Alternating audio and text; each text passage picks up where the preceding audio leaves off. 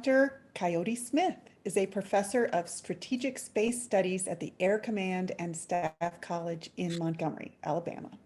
He was the director of the Pentagon's Space-Based Solar Power Study Group, which ran from 2006 through 2007. He is here to discuss the history and findings of that report. Welcome, Coyote. Thank you very much. I'm delighted to be here. First of all, it's fantastic that the Foundation for the Future is doing this series of lectures. I want to first give a shout out to Jeff Kruken, who said something to me back in 2007 during this study timeframe. He said, it's so refreshing to have a group that truly gets it. We don't need to make the case because we understand it. But what the burden on us now is to put it all together so that we can motivate the rest of our nation, our allies, and the world in order to accomplish the great things in space that we see coming. I think it's going to be important for us to start with a disclaimer because I am an employee for the US government. All the comments that I'm going to make are my own. They do not represent the opinions of the United States Air Force, but they ought to. And so now I'm going to press ahead. I'm going to tell you a story. And it's a very compelling story about how this project, Space-Based Solar Power Study Group, got started and how it rolled. And then I'll provide you with the findings. I need to start by saying space-based solar power is foolish. It will never get done. It costs too much. There's too much infrastructure involved with it. And these were my thoughts when my dear friend Peter Garrettson, who you're going to hear from in a few minutes, gave me a call and started discussing this idea with me. And now, without further ado, I'm going to transition and beat you to death with PowerPoint slides and provide witty and entertaining commentary. Do, do, do, do, do, do, do, do, do.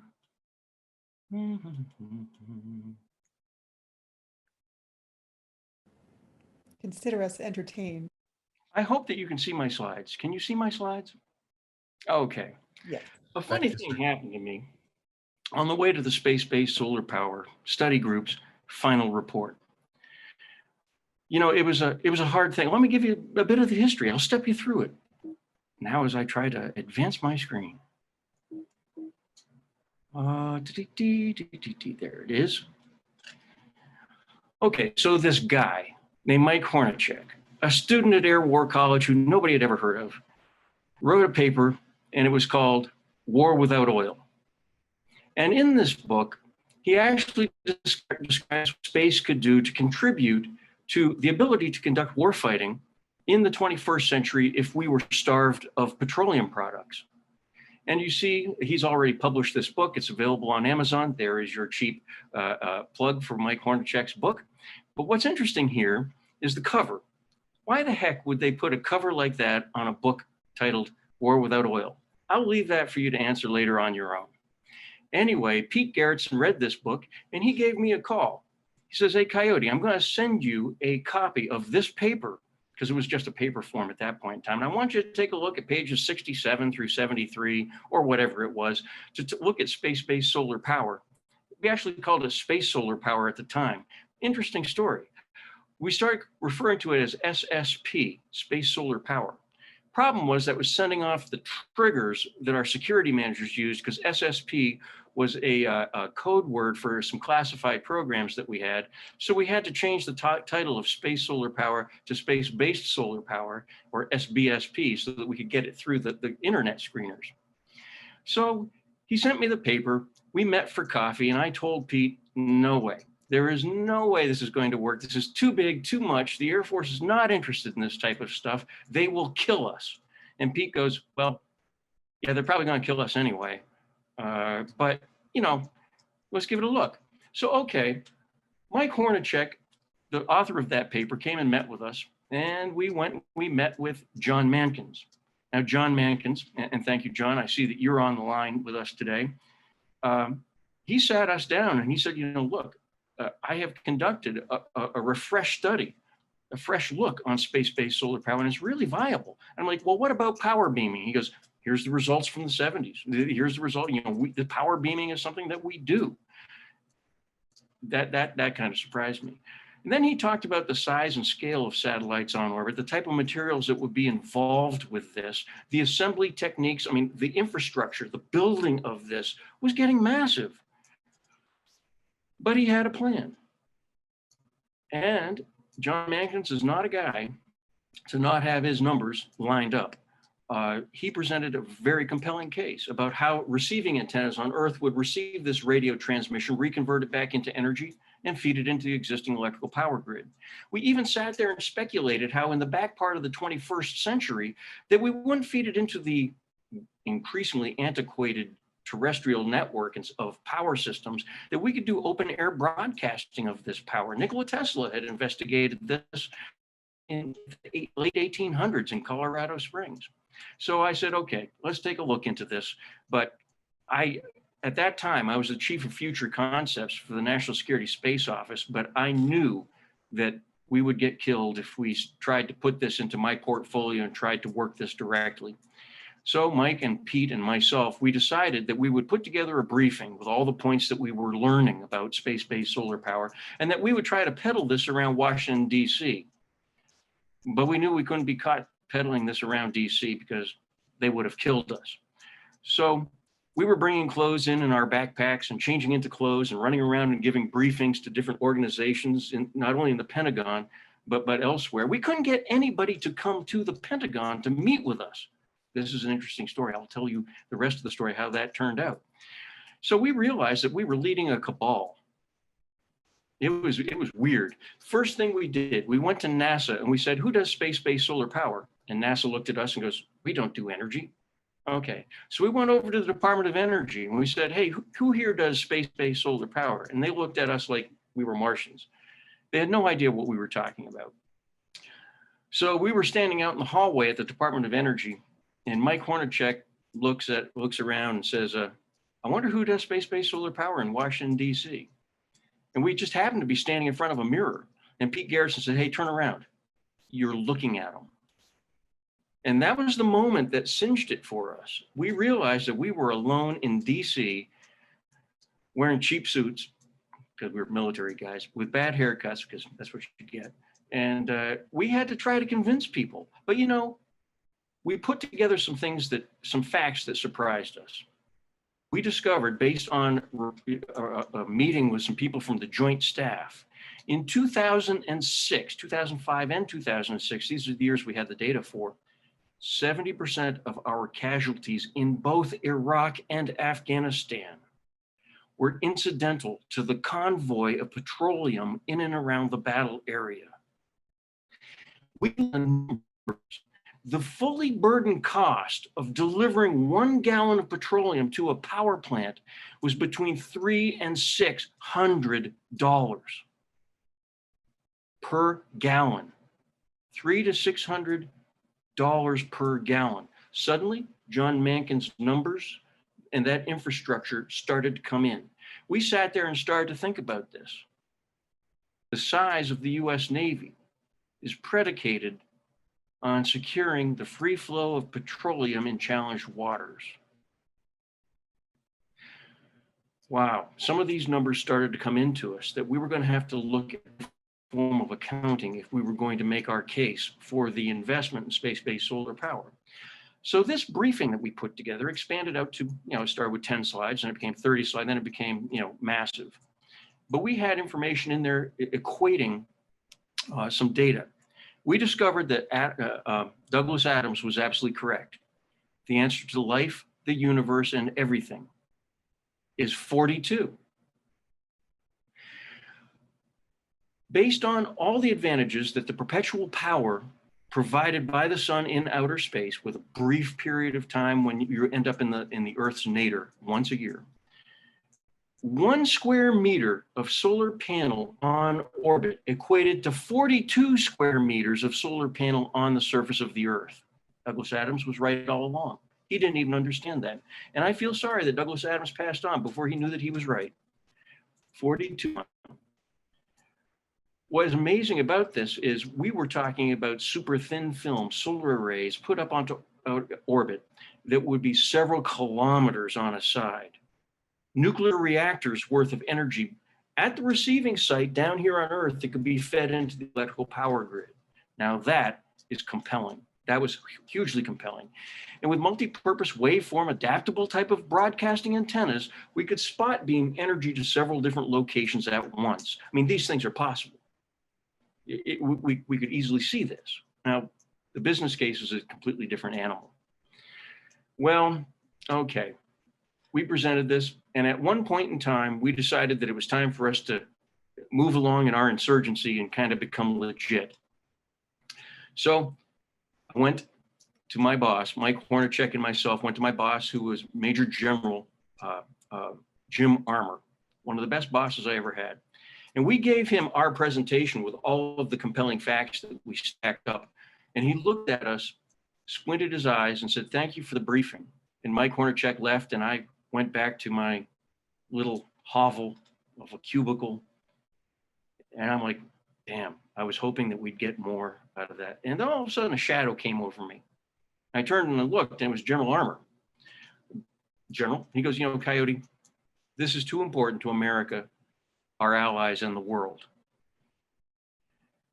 I need to have you do a report on that. I need a 120-day report, 4 months, brief me out on this thing, but I don't have a budget for you, and I need your plan in the morning." Yeah, okay, so I'm riding home on the train to Manassas, Virginia that night, and I'm thinking to myself, this is fantastic. My boss is giving me direction to solve the world's energy crisis, get us out of Middle Eastern wars, get us out of, solve the climate crisis with carbon contaminating fuels, and give me your plan tomorrow morning, but you don't have a budget. Wonderful. So you can imagine I was a little despondent. So I go home and I'm sitting there and I'm thinking to myself, I gave Pete a call, Pete Garrettson, and we talked a little bit, and I went back in my little reclusive mode, and I typed out a couple of emails, and I realized, you know, I got this thing called the internet, and I've got some friends, and they have some friends, and maybe I can put together a couple dozen people that we can work on this thing in our spare time, because we still didn't have a budget line, and budget line comes with man hours that you can commit and stuff like that. Well, I went in the next day and I told General Armour, "General Armour, you know, I've kind of messed around with some Google products that are available for free, Google Teams, Google Groups, and I can probably pull together enough people that can contribute interesting things there, and we can build a report out of that." And he goes, "Coyote, we do not do official government studies online in an unclassified venue." Then he sat there and he thought about it, and he goes, "You know, it does hit the budget." And I guess we'll have to do that. And he goes, "If anybody and this was the first out of 2 times I ever heard any general officer say this. He goes, "Go ahead and do it. If anybody tries to get you in trouble, just tell them I told you to do it." The second general that told me that was General Steve Quast. And as a result of General Steve Quast's efforts, we got an independent Space Force. Amazing things are done with the power of yes, and not caring who gets the credit or who gets the blame. It's a wonderful thing. So I said, okay, I'll start a website. And I called a few friends, and they called a few friends. And holy cow, did that grow. You see here grew into 6 websites. I started with the Google Groups with members only over here. By the end of the first month, I had over 100 people that were contributing to threads and complete discussions about space-based solar power. It was an incredible education. Now, this was a members only group. There was a problem with that, though, because we were just talking inside our own echo chamber. Like Jeff Kruken reminds us, we get it. We kind of needed people that didn't get it. And so I started a WordPress blog like you see over on the far side. Holy cow, we posted everything there that we were doing. We were doing this absolutely out in the open, and we let everybody know that we were doing this out in the open, and we let everybody know that we weren't doing this in an official capacity. We wanted to do a phase 0 analysis of space-based solar power. Now, what is that? That doesn't mean that we're going to do the deep technical analysis. It means we're going to look at whether or not this is technically feasible what degree of financial possibility exists to get this thing funded, who would be doing it, and also what the strategic benefits would be to the nation. Now, we define security not in terms of military operations, et cetera. We define security in terms of energy security, job security, environmental security. All of these things were rolled into our conception of space-based solar power. And this is why we wanted to do this public good with complete view to the public. Now, my numbers were growing on these websites, dude, for about a month to 45 days. I didn't get anything else done. I was managing these websites, and I'm not a website manager. I had to break my original Google Groups website, turn that into a plenary session and break it into 4 different groups and get different managers to manage those groups. 1, the business case. One of the leaders of the business case is here with us today, Eva Jane Lark, who did an absolutely brilliant job assisting in developing that website where people would actually discuss what was fiscally responsible and possible. This is really where the idea of public-private partnerships for developing not only space-based solar power in the macro, but to avoid the innovator's dilemma. All those little bits and pieces of technology along the way that build up. Because the innovator's dilemma is this: in a commercial market, every increment must generate a profit, a sufficient profit not only to feed your family, but in order to have something left over to invest in the next increment, etc. This is kind of where the public investment through government is going to be required, because we need to move fast enough to make this worthwhile. We can set in place all kinds of infrastructure that ages out before we're able to get there and monetize those types of investments. So government partnership appeared to be very necessary. The science and technical thing was led by Tatum, the evil Dr. Mankins himself.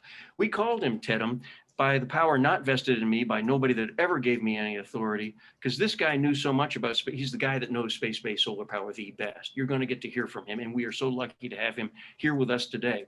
He was taking over the science and technical management, and ideas were going back and forth in that group that was amazing. Our logistics is different than the business case. It's about how you secure the funding and the sustainability of the program over the long term. That was really interesting to us. What we did is we handed this over to a gentleman named Mike Sneed, who in his spare times at the Air Force Research Laboratory was helping and assisting with developing the logistics train. Policy and law. Now I'm sitting at my desk, minding my own business, and I get a telephone call from a gentleman. Hello, Coyote. My name is Art Dula. I'm the president of the Heinlein Prize Trust. What can I do to help you? I said, how would you like to lead a policy and law discussion? He goes, I might be good with the policy side on the business. That would be kind of handy. I said, well, that sounds fantastic. Thank you very much. And I get another telephone call from a guy. Hello, I'm an attorney here in Washington, D.C. I'm out of Chicago. I hear all of my cases in front of the U.S. Supreme Court. I know all the members of Congress by their first name. I charge several $1,000s an hour for my services. I'm like, I don't have a budget. He goes, I know. I'd like to volunteer my time to help your project.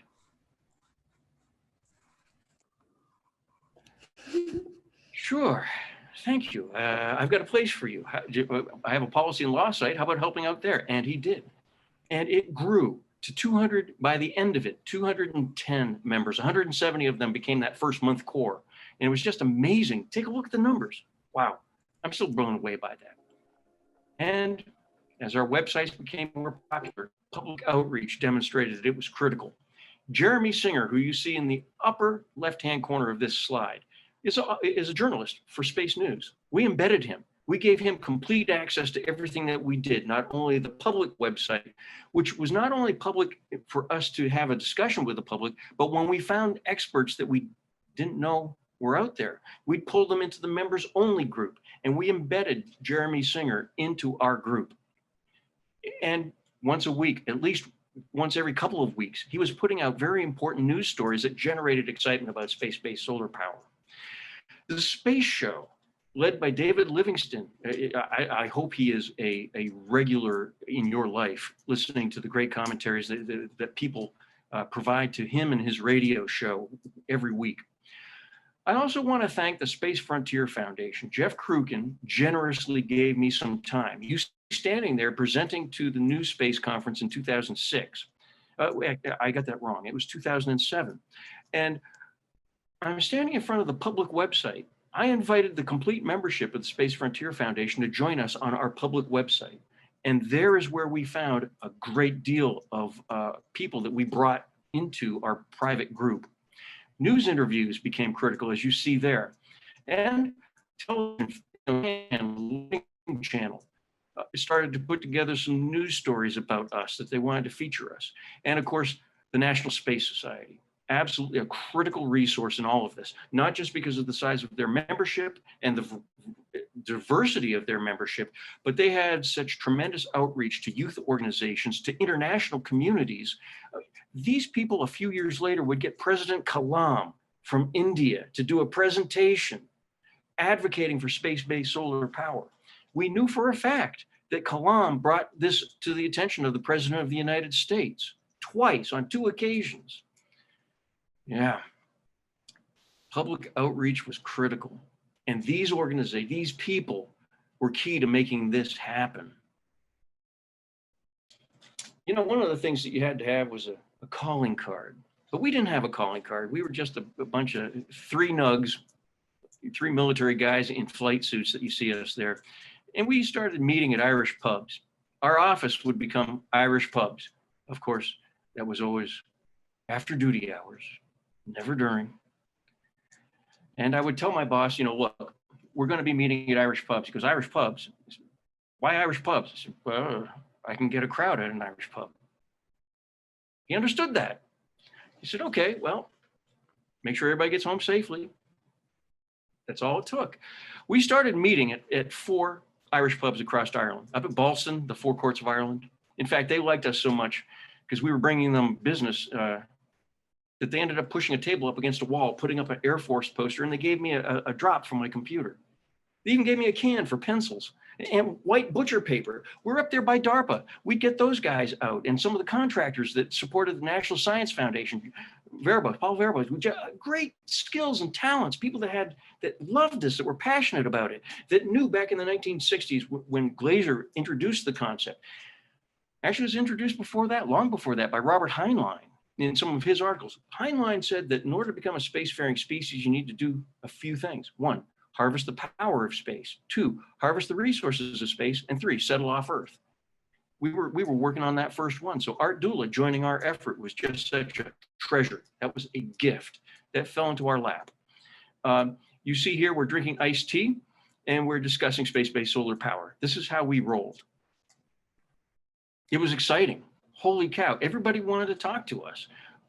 People, except inside the Pentagon. Nobody there wanted to talk to us about this. Everybody had their project for today, and they weren't going to stop staring at their project for today to think about anything beyond. This is difficult because I was the director of future concepts. Trying to get anybody to think like 20, 30, 40, up to 2050, that was impossible. It was hard. So we did. We collected all the information that these geniuses were providing to us. I mean, literally, I had 210 of the finest minds broken into different categories, solving the space-based solar power problems incrementally as we saw them in 2006, 2007. Amazing. We identified the fact that based on the losses that our military had incidental to petroleum, that yes, space-based solar power absolutely presents a strategic opportunity, not just for the United States, but to our allies and the world. We were very clear about this. We didn't care who did space-based solar power as long as it gets done. Because if anybody does space-based solar power, it makes the rest of the world's diminishing resources available to the rest of us at a lower demanded market price. We sought the ability to incentivize job creation in the space sector. We anticipated at one point, and given the numbers, and Pete did this on the back of a postcard or envelope, about 1.2 million jobs could be created by building all of the bits and pieces of the technology to do space-based solar power. We're talking about the large gossamer structures on orbit that need station keeping, positive control, and safety assurances. The types of things, if you can do space-based solar power, we can do virtually every type of role and mission that we have always dreamed about to get us there. Wow. Now, we were also very keen.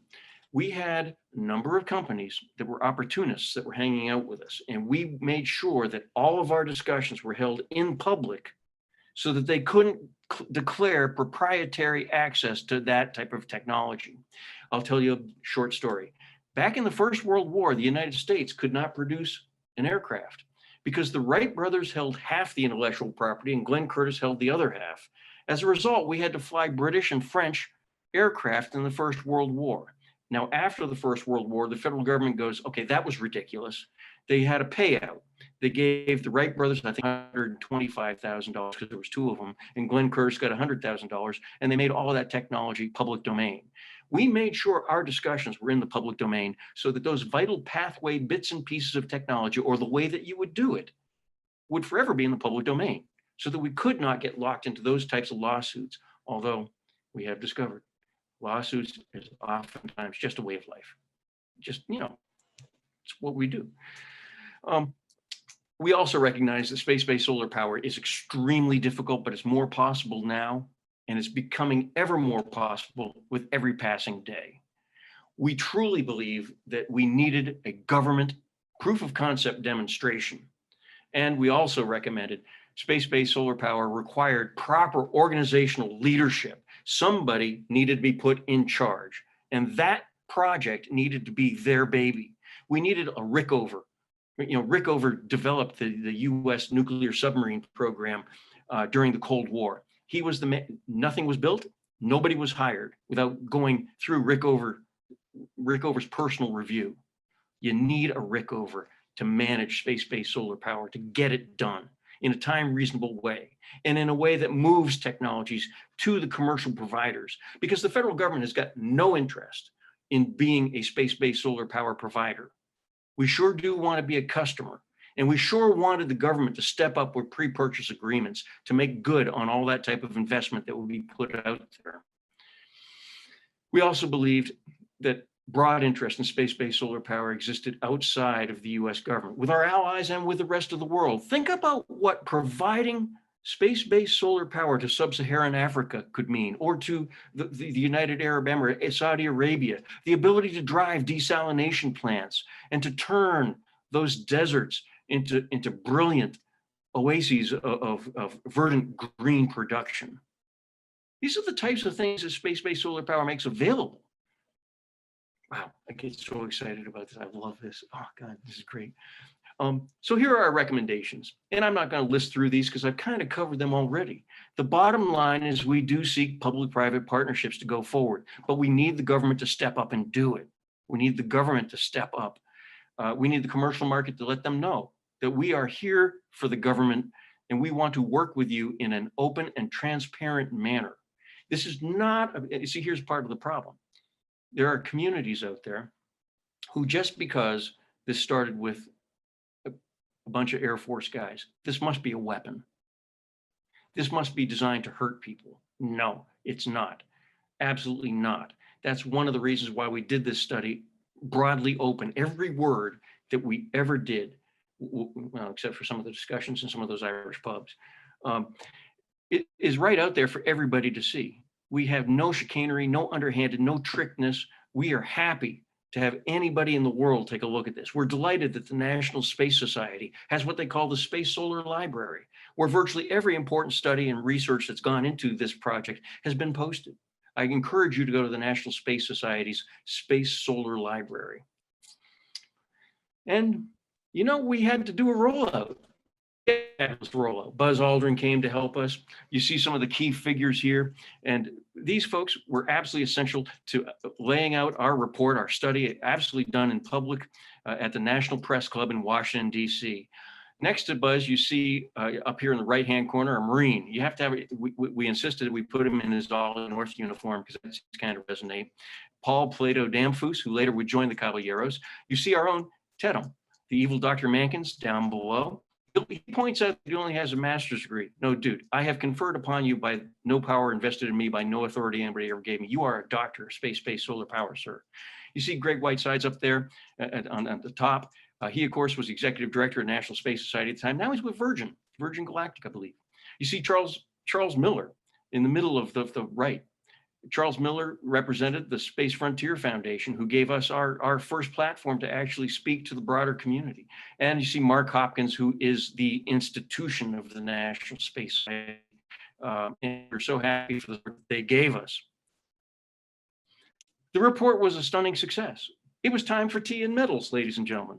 We received at the 2008 International Space Development Conference, sponsored by the National Space Society, the Pioneer Award, which I'd like to point out was awarded to the entire space-based solar power team, not just us. It did not include just us. It included 210 people that made it even possible. They were the geniuses. All we did was bind and tie it up and print it out. There's two people here today, Eva Jane Lark, who I mentioned earlier, and Dallas Beanhoff, who did edits and reviews on that document before it was ever published. And I want to thank them both from the bottom of my heart, our hearts, for the good work that they did and the passion that they put into it. Because space-based solar power, it becomes obvious.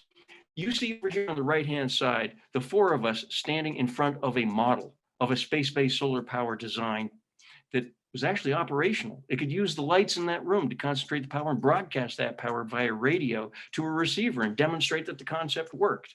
We even had people at that conference at that time who thought it was technically unfeasible. We said, would you like to come over and see the model? I love this concept. It is just so great. I'll tell you that a year later, based on the success that we had, I led a project at the US Air Force Academy called the One Light Bulb experiment.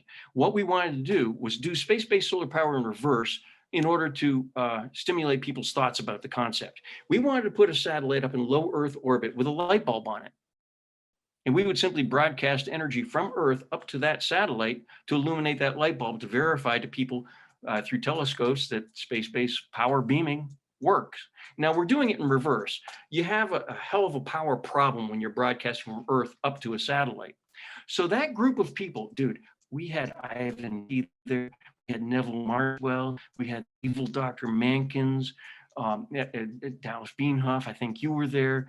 We had, dude, when we went out to dinner, I mean, those guys were the future concept shop for our national space program for a long time. It was terrific.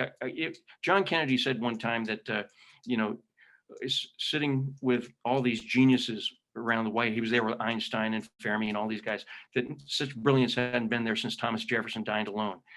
Dude, for me to be a fly on the wall while those guys got together and just talked about what could be.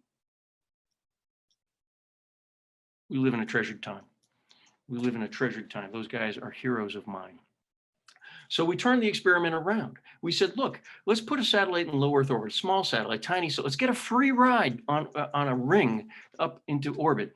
The satellite will collect the energy, store it, and then it will broadcast it down. Because broadcasting down saves a whole lot of energy because of a phenomenon called shower curtain effect. It's kind of like when you're standing next to a swimming pool, you can see somebody underwater, but when you're underwater, the diffusion causes you so you can't see quite so well out of the water. It's the same principle. Well, anyway, we tried to do that. We priced it out. We did a good build. It was going to cost about $10 million. We had the United States Army was going to make the receiving antenna. We had people lined up to actually pay the $10 million. And then the Chief of Staff of the Air Force intervened and directed that we would cease and desist any discussion of space-based solar power, that it would be a threat to the Air Force's laboratory system and to our national laboratories. The Air Force had to press ahead with the F-22 and the F-35, which had much higher priority in that organization than space-based solar power. And we had specifically asked that the Air Force have nothing to do with it at all and not spend $1 or one research piece of time. We wanted it done in a public-private partnership with the commercial sector taking the lead. And that is how something funny happened on the way to space-based solar power. I'd like to just give a little bit of a finishing story. September 2007, I left Washington, D.C., and I went over to pursue my PhD in the United Kingdom. The first thing I had to do was buy a used car. So I went to a used car dealer, and he said, "You're a Yank. What are you doing here?" And I said, "Well, I'm in the Air Force. I'm getting ready to start a PhD program." He goes, "Well, that's interesting." He goes, "Well, what do you do in the Air Force?" I said, "Well, I used to fly, I did missiles, do space, but what I really do is space-based solar power." He goes, "What? Space-based solar power?" I said, "Let's go online. I'll show you." So I brought him to a couple of our websites, and some of our friends, Mavic Studios up in Canada, had put together videos on this. People were volunteering and giving us treasured service to advance space-based solar power. What a gift. And so I showed him a couple of the videos, and he goes, "Stop. Hey, all you guys," he had like 6 guys that worked at this car dealership. They all came and they stood around him and they're watching it. And he goes, "That's what this guy does." And then they showed a little video of me doing a news interview about it. And I'd already negotiated the price of the car for 3,500 pounds. And he goes, "I can't take your money." He goes, "If you write the check," I was already writing the check for 3,500. He says, "I'm not going to take a profit off it. Write that for 3,000. And that's what that car cost me. He even showed it to me. "I'm giving it to you at cost because this is too important." And according to John Mankins, the evil Dr. Mankins has confirmed that that was the first positive cash flow that ever came from space-based solar power, was buying a used car in the United Kingdom. And now you know the rest of the story. Coyote, that was wonderful. Thank you so much. Amazing, Coyote. I want to point out, when you were writing this and you were interviewing, and Charles Radley was on the call, is on the call here too. God bless you, Charles. My dad was in Iraq, one of the people that was one of the convoy managers. And so when you were writing this thing and we were talking about elevators as maybe alternative systems for building this thing, it was very, very near and dear to my heart that you were focusing on the convoys, because my dad took shrapnel. He didn't die, but he took shrapnel from that exact experience. So, you really brought that home to me back then, and it reinforces it now. So really, truly amazing, amazing tech.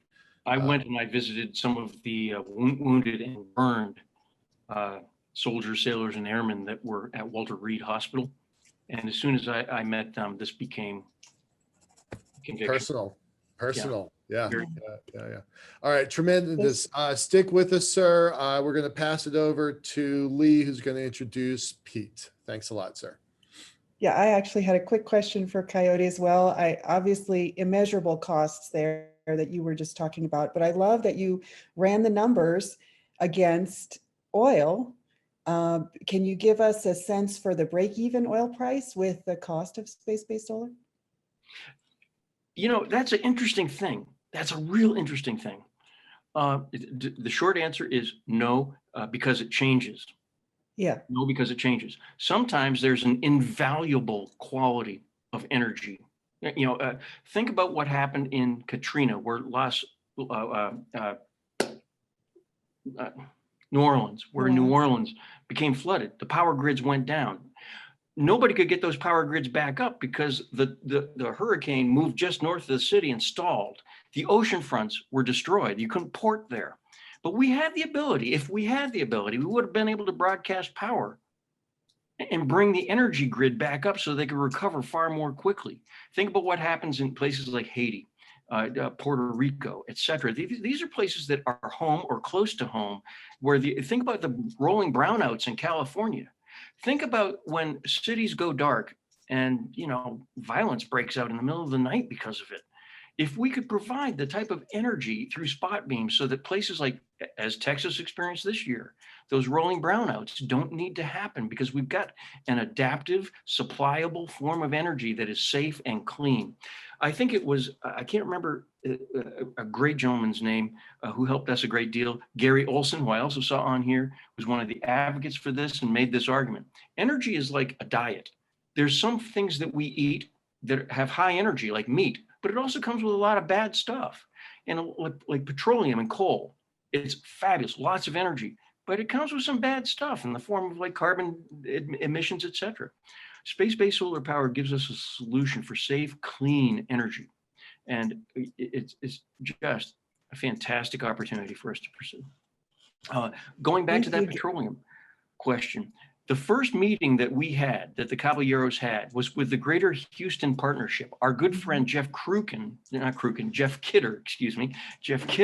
at the Marshall Institute in Washington, D.C. at the time, hosted the Greater Houston Partnership for us. We met with their representatives, and we were expecting guys in cowboy hats and stuff like that. It's not like that. They're all financiers and lawyers that manage it. We had Royal Dutch Shell, Exxon, Sunoco, all these other companies whose names you know.